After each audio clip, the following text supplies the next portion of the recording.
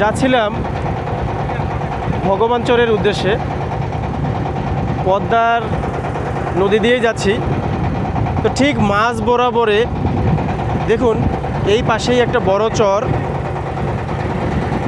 চরটা দেখতে যেমন সুন্দর তেমনি এর অর্থনৈতিক গুরুত্ব আছে, যেহেতু এখানে এখন চাষাবাদ করা হয়, তবে কোনো বাড়িঘর নাই। আবার যদি এই পাশটাতে দেখেন, এটা তো নতুন চর জাগছে এবছরেই, চরটা তেমন একটা বড় হয় নাই, তবে এই চরের অর্থনৈতিক গুরুত্ব এটা থেকে অনেক বেশি। কারণ এখানে আমি দেখতেছি প্রচুর পরিমাণে এখানে ধানের চাষাবাদ করা হয়েছে। আর এই যে মাঝখান দিয়ে যাচ্ছি আমরা, এখন সোজা আমরা আমাদের গন্তব্যে যাব।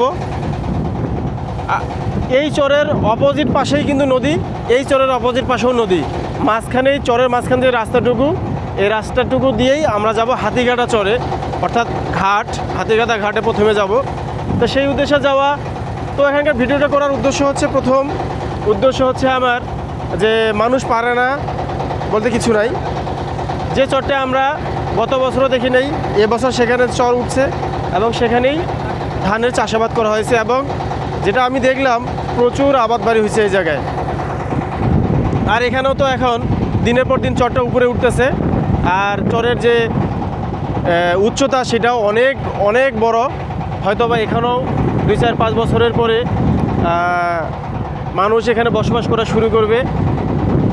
তো ঠিক আছে বন্ধুরা, ভালো থাকবেন।